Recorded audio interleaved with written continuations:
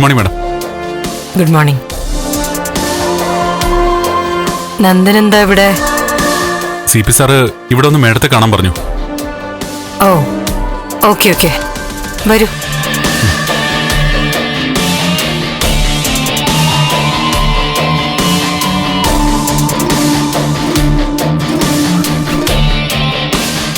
ടെൻഡറിന്റെ ചില പ്രധാനപ്പെട്ട ഡോക്യുമെന്റ്സാ ഇത് ഓഫീസിൽ ഏൽപ്പിക്കണം.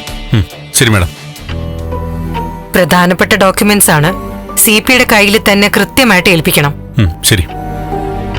നിരപരാധികളെ തല്ലുന്ന ശീലം ഇപ്പോഴും ഉണ്ടോ? നിരപരാധികളെ ഞാൻ വേദനിപ്പിച്ചിട്ടില്ല മാഡം. അങ്ങനെയാണോ? അതെ മാഡം. വേദനിപ്പിച്ചവർ നിരപരാധിയാണെന്ന് അറിഞ്ഞാ എന്ത് പ്രായശ്ചിത്തം ചെയ്യും? എന്തും ചെയ്യാം മാഡം. പക്ഷേ അത് വേണ്ടി വരില്ല എന്ന് എനിക്ക് ഉറപ്പുണ്ട്. പൂർണ്ണ ബോധ്യമുള്ള കാര്യങ്ങളെ ഞാൻ ചെയ്തിട്ടുള്ളൂ. അതിന് ഏത് രീതിയിൽ വേണമെങ്കിലും എന്നോട് പകരം ചോദിക്കാം. പക്ഷെ ഞാൻ മാപ്പ് പറയില്ല. പക്ഷെ നന്ദൻ മാപ്പ് പറയേണ്ടി വരുമെന്ന് ഞാൻ പറഞ്ഞ? ഇല്ല, ഒരിക്കലും ഇല്ല. കാരണം അത്രയും വ്യക്തത വന്നതിന് ശേഷമേ ഞാൻ ഏത് കാര്യത്തിലും പ്രതികരിക്കൂ. പറഞ്ഞില്ലേ, എന്നോട് ഏത് രീതിയിൽ വേണമെങ്കിലും പ്രതികാരം ചെയ്യാം. പക്ഷെ ക്ഷമ ചോദിക്കില്ല. അത് ഭാര്യയോടായാലും ശരി, ബോസിനോടായാലും ശരി.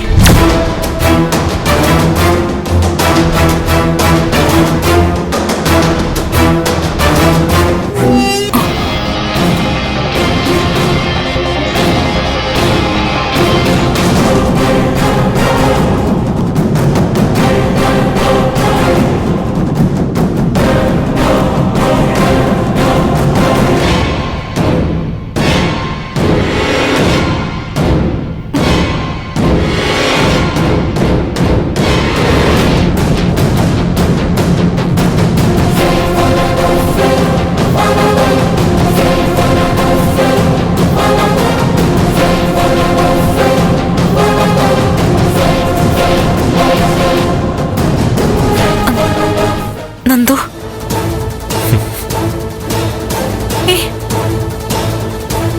നന്ദു, നന്ദു, നന്ദു, നിക്ക് നന്ദു, പ്ലീസ്. എനിക്ക് പറയാനുള്ളതൊന്ന് കേട്ടിട്ട് പോ. നന്ദു കരുതുന്ന പോലൊന്നുമില്ല. ഞാൻ മേഡത്തെ കാണാൻ വന്നതാ. തളർന്ന അവശനായി കിടക്കുന്ന ഒരു രോഗിയോട് കാണിക്കുന്ന കരുണ മാത്രം ഞാൻ കാണിച്ചത്. ഇതൊക്കെയല്ലേ നീ പറയാൻ വന്നേ? എനിക്കൊന്നും കേൾക്കണ്ട. നന്ദു എന്നെ ആക്ഷേപിക്കാനാണ് ഇത് പറയുന്നതെന്ന് എനിക്കറിയാം. പക്ഷേ ഇത് തന്നെയാ ഞാൻ പറയാൻ വന്നത്. കാരണം ഇതാണ് സത്യം. ഒരു കള്ളം 1000 വട്ടം പറഞ്ഞാലും അത് സത്യമാവാൻ പോകുന്നില്ല. നന്ദു, ഈ വീടിനകത്ത് കാല് വെച്ചപ്പോഴേ എനിക്ക് തോന്നലുണ്ടായിരുന്നു ഇവിടെ നീ ഉണ്ടാവുന്ന. അത് തന്നെ സംഭവിച്ചു. രാഷ്ട്രീയ ചൂടിനിടയിലും ബന്ധങ്ങളുടെ ചൂട് മറക്കാൻ പാടില്ലല്ലോ, അല്ലേ? നന്നായി. നന്ദു പ്ലീസ്, ആവശ്യമില്ലാത്തോരൊന്ന് പറയരുത്. ഇന്നലെ മാഡം വീട്ടിൽ വന്നിരുന്നു. സന്തോഷത്തോടെ പെരുമാറി. ഇപ്പൊ എല്ലാ കാര്യത്തിലും എന്നെ സപ്പോർട്ട് ചെയ്യുന്ന ആളാ മാഡം. ആ ഒരു സ്നേഹം തിരിച്ചും കാണിക്കണം. എല്ലാ കാര്യത്തിലും നിന്നെ സപ്പോർട്ട് ചെയ്യുന്ന വേറൊരാളുണ്ടായിരുന്നു, നന്ദൻ. അത് നീ മറന്നു.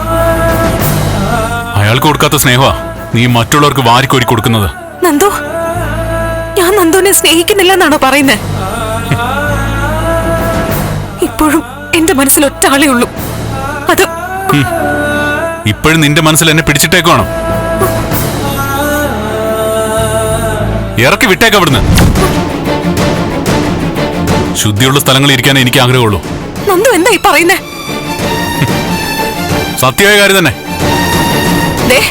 എനിക്ക് വ്യക്തിത്വമുണ്ട്, അത് മറന്നു പോകരുത്. നീ എന്താ വിരലിൽ ചൂണ്ടി വരട്ടുവാണോ?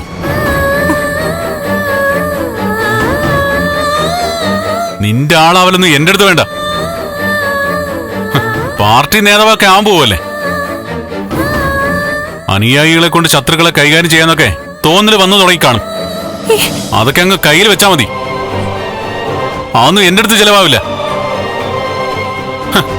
ന്യായീകരണം കൊണ്ട് വന്നിരിക്കുന്നു. ഞാനും അരിയാരം തന്നെ കഴിക്കുന്നേ. ശരിയും തെറ്റൊക്കെ എനിക്ക് മനസ്സിലാവും. ഞാൻ എന്ത് തെറ്റ് ചെയ്തു നന്ദു? നീ തെറ്റൊന്നും ചെയ്തിട്ടില്ല. തെറ്റ് ചെയ്ത മുഴുവൻ ഞാനാ. അത് ഞാൻ തിരുത്തിക്കോളാം. അധികം വൈകില്ല, എത്രയും പെട്ടെന്ന് തന്നെ. അരുന്ധതി മേഡത്തെയല്ലേ നീ കാണാൻ വന്നേ? എന്നിട്ട് ഞാൻ വന്നപ്പോ നീ എവിടായിരുന്നു? അത് ആരടുത്തുനിന്നാ വന്നേ? ഞാൻ ഋഷിയെ കാണാൻ അവന്റെ അടുത്തായിരുന്നു നന്ദു. അതില് തെറ്റെന്താ? അയ്യോ, ഹോ, ഒരു തെറ്റും ഇല്ല MLA സാറേ. ഈ സമയത്ത് ഞാൻ ഇങ്ങോട്ട് വന്നേ തെറ്റ്. ക്ഷമിക്കണം. നന്ദു, ഏയ്, നന്ദു.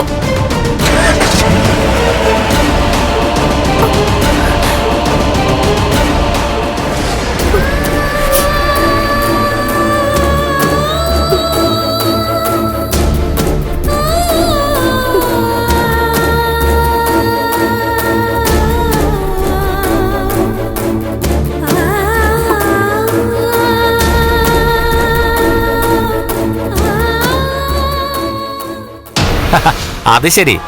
അയ്യോ, അങ്ങനെയുള്ള വിലയിരുത്തലൊന്നും വേണ്ടെന്നേ. അങ്ങനെയാണെങ്കിൽ രാമപുരം ഉപതെരഞ്ഞെടുപ്പിൽ BDF സ്ഥാനാർത്ഥി ദേവികാനന്ദൻ ജയിച്ചാൽ അടുത്ത നിയമസഭാ തെരഞ്ഞെടുപ്പിൽ നിങ്ങൾ തോൽക്കൂന്ന് പറയണ്ടേ? ആ ശരി ശരി.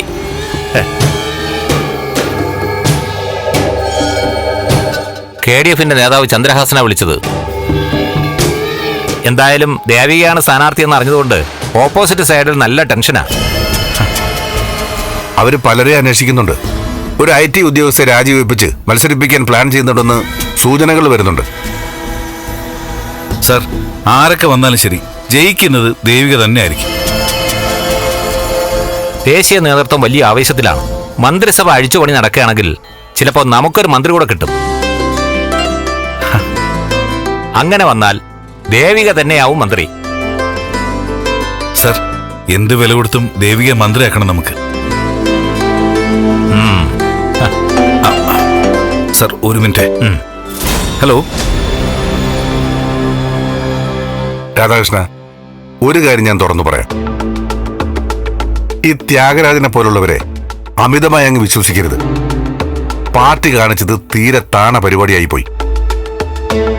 അറിയപ്പെടുന്ന ഒരു ക്രിമിനലിനെ പിടിച്ച് നേതാവാക്കുക, പാർട്ടിയെ ധിക്കരിക്കാൻ പഠിച്ചിട്ടില്ലാത്തതുകൊണ്ട് മാത്രം അങ്ങ് അംഗീകരിച്ചിരുന്നു.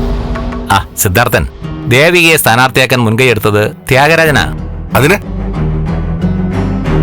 ദേവിയെ സ്ഥാനാർത്ഥിയാക്കുന്നതും അല്ലാത്തതൊക്കെ പാർട്ടിയുടെ ഇഷ്ടമാ.